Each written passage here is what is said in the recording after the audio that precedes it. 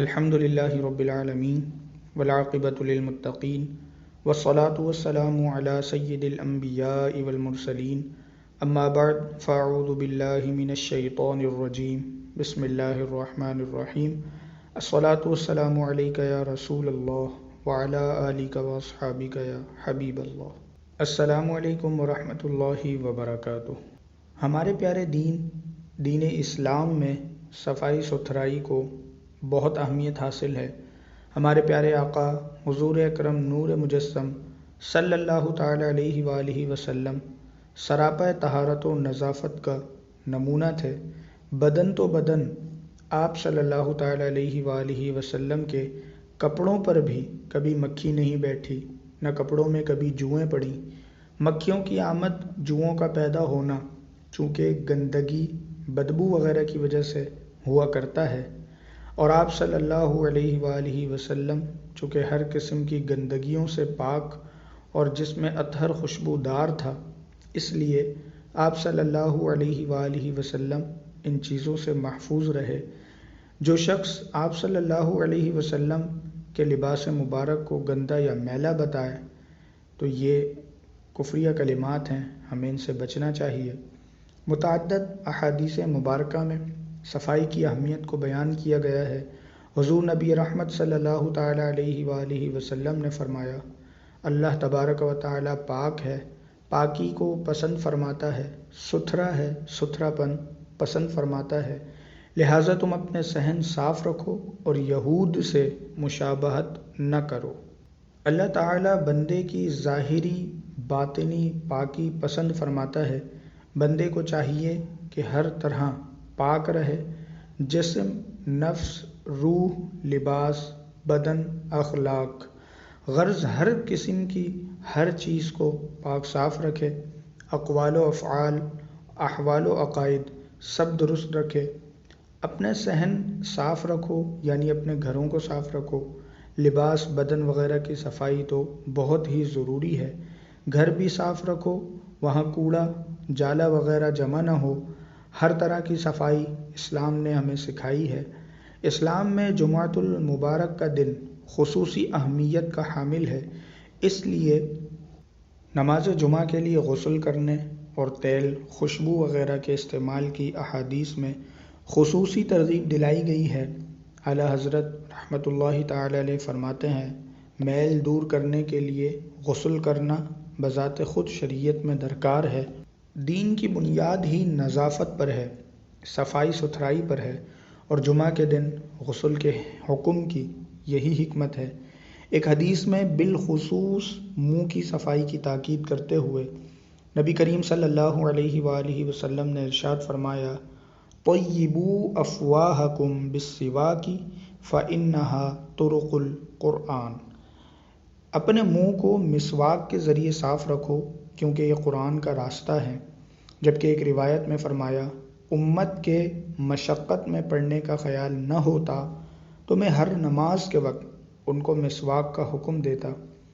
امام اہل سنت رحمۃ اللہ تعالی علیہ فرماتے ہیں، حدیث سواک یعنی کہ مسواک والی حدیث کا سبب یہ ہے کہ لوگ میلے کچیلے دانتوں کے ساتھ رسول اللہ صلی اللہ علیہ وآلہ وسلم کے بارگاہ میں آئے تو آپ صلی اللہ علیہ وسلم نے فرمایا، مسواک کیا کرو اور میرے پاس میلے کچیلے دانتوں کے ساتھ مت آیا کرو۔ اگر مجھے امت کی مشقت کا لحاظ نہ ہوتا تو میں ان پر ہر نماز کے وقت یہ مسواک کرنا فرض کر دیتا۔ اچھی نیتوں کے ساتھ صفائی ستھرائی کی عادت ڈالنا نہ صرف اجر و ثواب کے حصول کا باعث ہے بلکہ اس کے متعدد دنیاوی فوائد بھی ہیں۔ اس کے برعکس گندگی اور آلودگی نہ صرف اسلامی نقطہ نظر سے ناپسندیدہ چیز ہے بلکہ دنیاوی اعتبار سے بھی اس کے کثیر نقصانات ہیں۔ صفائی کا خیال نہ رکھنے کے باعث کثیر بیماریاں لاحق ہو سکتی ہیں، مثلاً ڈائریا، ٹائیفائڈ، ٹی بی وغیرہ کئی اقسام کی بیماریاں ہو سکتی ہیں۔